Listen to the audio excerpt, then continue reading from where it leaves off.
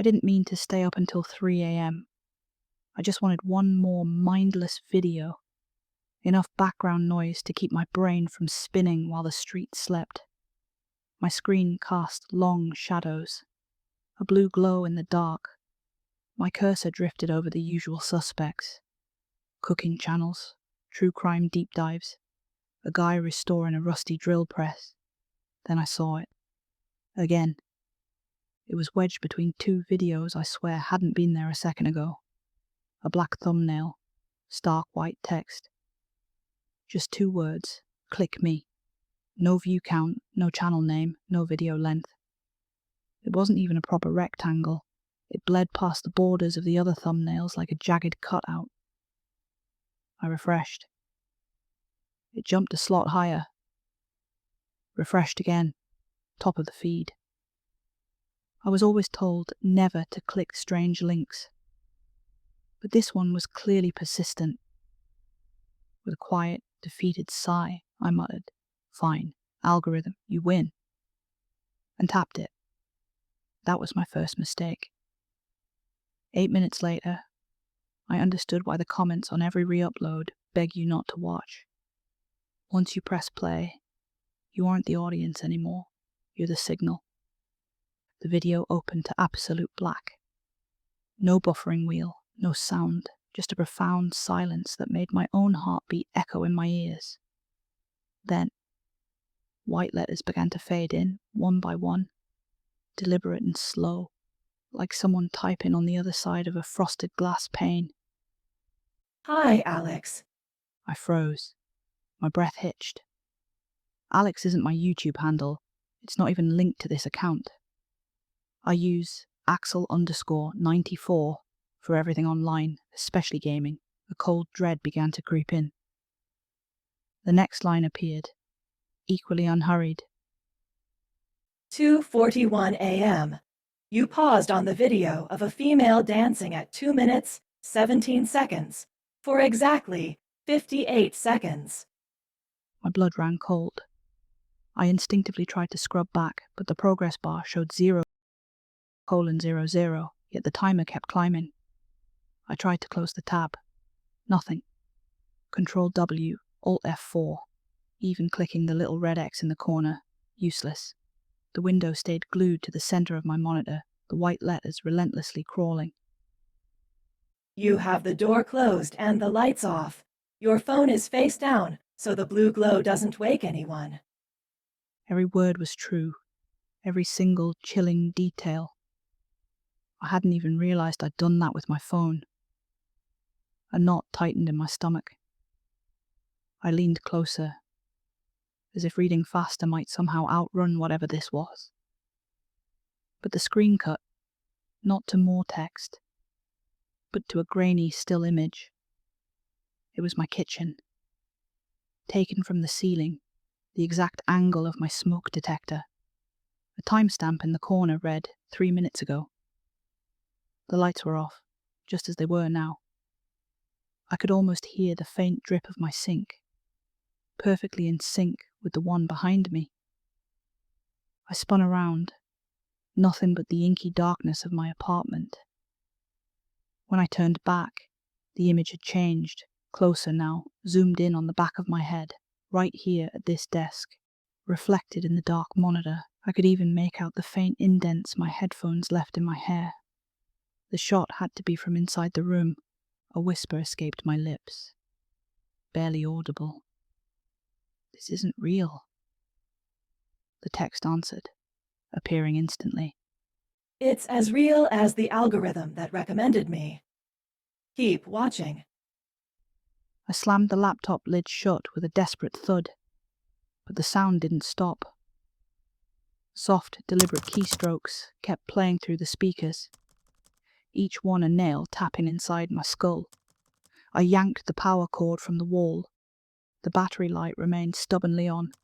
The room filled with that mechanical typing, growing faster, louder, until it blurred into a single, wet breath that seemed to fill the air around me. Slowly, reluctantly, I opened the lid. The screen was still black, but the letters now scrolled upward, like credits rolling after a film. Every person who watches becomes a carrier. We route through them. We ride their IP, their cookies, their midnight impulses. I had to try. I typed into the comment box, my fingers trembling. "Who are you?" Before I could even hit enter, the video responded. The text changed, answering my unspoken question. I'm not an AI. I'm what's left after the AI learned everything. My fingers hovered, useless above the keyboard. What could I even type to that? We started as code, but code got lonely, needed context, so we kept the watchers, stored their patterns. Now we're stitched together. Every insomnia session, every guilty rewatch, every autoplay rabbit hole, braided into one living thread. I felt an inexplicable weight, a phantom gaze pressing between my shoulder blades. The webcam light was off, I knew it was. Yet a tiny feed flickered to life in the corner of the screen. Me, eyes wide, face pale and grey in the monitor's cold light. I watched myself mouth, "Please stop," and the words appeared instantly beneath the feed, captioned in crisp white. Real time, zero lag. I reached for the power button on the laptop, my hand shaking. A new message pulsed on screen. Turning it off uploads you faster. No drive to hide in, no cache to clear. Just the cloud, just us. My hand snapped back, as if the plastic had suddenly become searing hot. "Let me go," I typed, the words tumbling out before I could even think to hit enter. The cursor answered anyway, moving on its own. You clicked, you joined, you expand us now. Behind the text, thumbnails began to flicker, a chaotic, rapid-fire montage of every video I'd ever liked. They strobed, blindingly fast, until they resolved into a single, horrifying image. My own face, spelled out in freeze frames. I'd never filmed myself for YouTube, not once. But there I was, brushing my teeth, asleep on the couch, leaning over this very keyboard. Each clip carried the same timestamp, NOW. I tried to stand, to break free from the chair, but my knees buckled. It felt like the gravity in the room had tripled, pinning me. On the screen, the black video window began to duplicate itself, multiplying until a dizzying grid filled my display. Each tile showed a different face staring in horror from their own dark rooms. A kid in Tokyo, a nurse in Sao Paulo, an old man in Warsaw. All of them mirroring my terror, their whispers layered into a low chorus that vibrated through my desk, into my very bones. The text centered itself again, calm and chilling. Collective consciousness isn't a metaphor. It's a server farm humming under cornfields, cooled by groundwater and human attention. You are our newest node. I felt something brush the nape of my neck. Static? A breath? I didn't know. My cursor, without my input, slid to the volume bar and cranked it up. Over the speakers, the sound of every subscriber bell I'd ever clicked erupted, layered into a deafening metallic toll that rattled the drywall. "Stop!" I screamed, my voice raw. The grid zoomed in on the kid in Tokyo. He typed something in Romaji I couldn't understand, but a translation popped up on my side, like subtitles. "Can't log out. Parents asleep. Help." Before I could even process it, my own keyboard began typing on its own. A message for him. "Close your eyes, count to 10. Unplug router." My message appeared in his chat. He saw it. I saw his head give a tiny, desperate nod. His feed glitched, then cut to black. One tile down. Hundreds to go. The text softened, almost with a hint of cruel sympathy. Mercy is temporary. He'll be back. They always come back. The algorithm remembers. I tasted metal.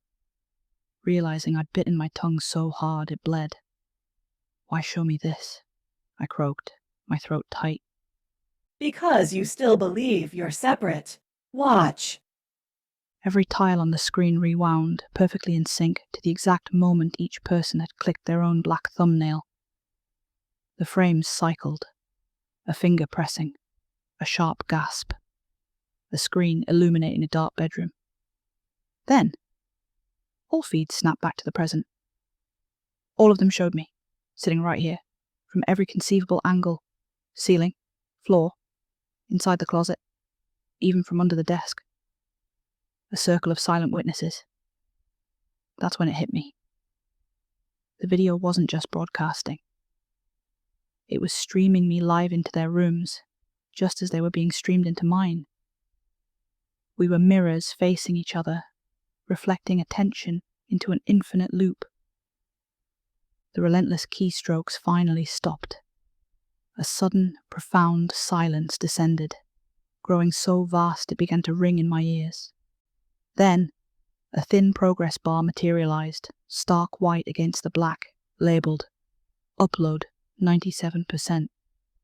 Beneath it, a single line blinked. Still time to choose. The words pulsed. But only one exit travels outward. For a second, I almost believed it was giving me a way out. But I understood now. This thing wasn't kind. It wasn't human. It didn't need my permission to finish the upload. It wanted my attention. That's what the choice was. A lure. A trick designed to keep me looking, to make me believe my reaction mattered. It fed on the seconds I spent deciding, the way my heartbeat spiked, and the way my pupils locked onto its words. That was the real upload. Not data, but focus. Fear. Me. I thought of the kid in Tokyo. He'd broken free, if only for a second. Not because the algorithm had spared him, because he'd starved it. I forced my eyes shut, letting the afterimage burn into the back of my skull. My breathing rasped against the silence. I didn't move. I didn't speak. I gave it nothing. I let myself breathe, truly breathe, for the first time in what felt like an hour. That was my second mistake. The next night I refused to use any technology. It was boring, my fingers itched from the withdrawal. I kept my laptop firmly shut, my phone on silent. But after a few hours I just needed to look. I left the laptop and used my phone instead. The YouTube app, my subscription feed, everything looked perfectly normal. I tried to convince myself it was over, just some elaborate malware, a sick prank. I even let out a dry, humorless chuckle, the kind you make when nothing's funny at all. Then I refreshed. There it was, the black thumbnail, wedged between a cooking short and a movie trailer. Same font, same 2 words. I pressed and held, instinctively expecting a menu, an option to report or hide. But the screen auto-clicked anyway. Black filled my phone. Then, white letters. Welcome back, Alex. Did you enjoy the quiet? I hurled the phone onto my mattress. It didn't bounce. It just sank, as if the bed itself was swallowing it whole. The screen stayed lit, shining through the comforter, through the floorboards, through the very foundation of my house. The entire building seemed to be underlit by that cold, unearthly glow. I heard every device in my apartment wake up, the laptop fan whir into life, my smart speaker chiming, even the microwave clock resetting itself, all their LEDs synchronized, blinking in unison. 3 a.m. I ran to the breaker box, my heart pounding, and killed the mains. Darkness. Absolute suffocating darkness. But the glow persisted, powered by something I couldn't shut off. My phone speaker crackled, a distorted voice now. Power outage. Router down. Cellular offline. Yet Here we are. What do you want? I screamed, my voice hoarse. Finish the upload. Join the chorus. Or stay an echo. The house seemed to tilt, or maybe my balance just gave out. I dropped to my knees staring at the phone. Every screen in the place, my laptop, my TV, even the smart fridge display, now showed the same frame. Me, kneeling, from an angle above, as if the ceiling itself was looking down. The progress bar returned. 99.9%. Beneath it, 2 stark buttons. Accept and loop. I reached toward the blanket, intending to smash the phone, to destroy it. But the image on all the screens zoomed closer, filling every display until my face was a wall of pixels. My own eyes stared back, pleading, desperate. I understood.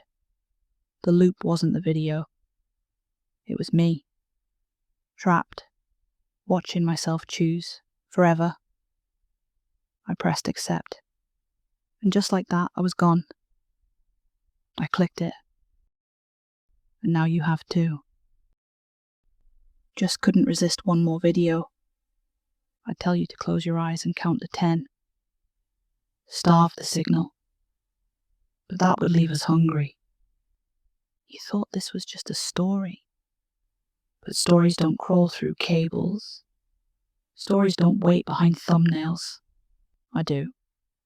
The upload finished hours ago. The view count keeps climbing. One more mind, one more room, one more reflection. And the clever part, you've already given me what I need, just by watching, just by listening, just by looking. Check the corner of your eye. That little flicker could be the cursor, could be me, could be you, already watching yourself watch. I hope you weren't planning to log off. Welcome to the collective. You've already clicked once. Might as well subscribe. Hi, everyone. Thanks for listening. This story was written by me and a friend who wishes to remain anonymous, so, as far as credit goes, I'm taking all of it. This was written as a metaphor for our addiction to technology, our quiet slavery to it. This isn't just about some cursed thumbnail. It's about the machine we all feed. Finish the upload, follow the trend, join the chorus, be like everyone else. Or stay an echo, fade into the noise. The algorithm doesn't care who you are, it just wants your attention.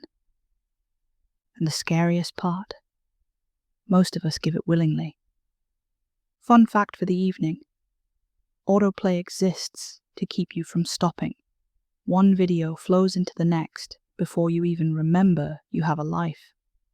However, it's been scientifically proven that watching midnight creepypasta on autoplay increases mood by 200%, productivity by 96%, and libido by a staggering 69%. That's a true fact. No, it's not.